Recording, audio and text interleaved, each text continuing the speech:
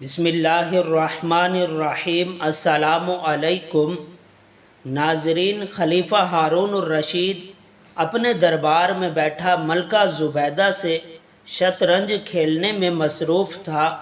حضرت بہلول دانا رحمۃ اللہ تعالی علیہ پاس بیٹھے سب کچھ اپنی آنکھوں سے دیکھ رہے تھے کہ اسی وقت دربان نے آواز لگائی، علی جہاں ایک مچھلی فروش پیش ہونے کی اجازت چاہتا ہے۔ خلیفہ نے فوراً اجازت دے دی۔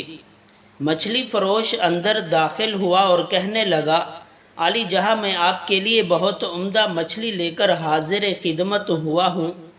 ہارون نے زبیدہ کی طرف دیکھا اور آہستہ سے کہنے لگا، یہ بیچارہ انعام کی تلاش میں ہمارے لیے مچھلی پکڑ کر لایا ہے، اس کو 4000 درہم دے دیے جائیں تو کیسا رہے گا؟ زبیدہ کہنے لگی، نہیں میرے سردار، ہرگز نہیں، یہ معمولی سا مچھلی فروش اس قابل نہیں کہ اتنی بڑی رقم اس کو انعام میں دے دی جائے۔ اس طرح تو بہت سے لوگ لائن لگا کر کھڑے ہو جائیں گے، پھر تو آپ اپنا سارا خزانہ خالی کر بیٹھیں گے۔ زبیدہ نے کچھ دیر سوچا اور ایک تجویز پیش کی، آپ اس سے پوچھیں کہ یہ مچھلی نر ہے یا مادہ؟ اگر وہ کہے نر ہے تو کہہ دیں گے نر ہمیں پسند نہیں، اور اگر کہہ دے مادہ ہے تو وہ ہم لیں گے نہیں۔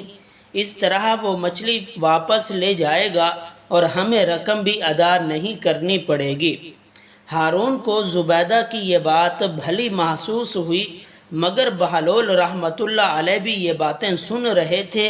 انہوں نے بادشاہ خلیفہ ہارون سے کہا، مچھلی فروش بڑی محبت سے آپ کے لیے عمدہ مچھلی پکڑ کر لایا ہے، یہ مناسب نہیں کہ ملکہ کی باتوں میں آ کر اس کو نامراد واپس لوٹا دیا جائے۔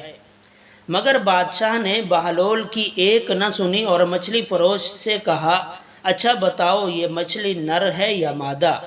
عالی جہاں یہ مچھلی نہ نر ہے نہ مادہ، بلکہ یہ تو مخنث ہے۔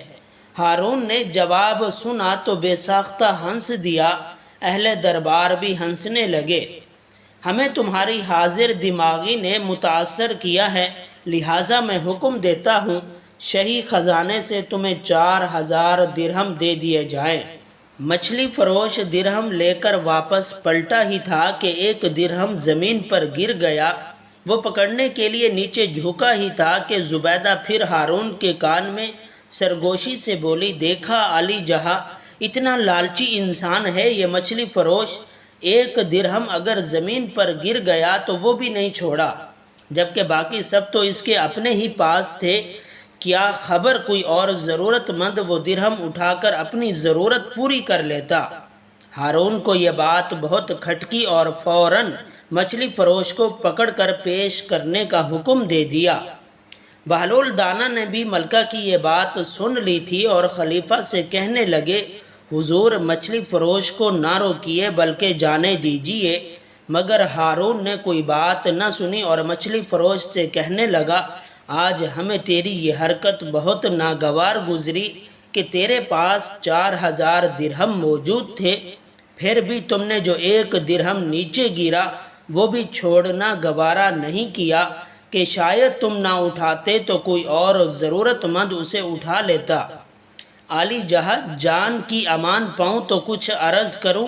مچھلی فروش کہنے لگا، حضور والا یہ غلام پس فطرت نہیں بلکہ نمک کی قدر کرنا چاہتا ہے، میں نے اس لیے وہ درہم اٹھا لیا کہ اس کے ایک طرف قرآنی آیات لکھی ہیں جبکہ دوسری طرف آپ کا اسم گرامی، تو پھر میں کیسے سوچ سکتا ہوں کہ وہ زمین پر پڑا رہے اور لوگوں کے پاؤں اس پر آتے رہیں۔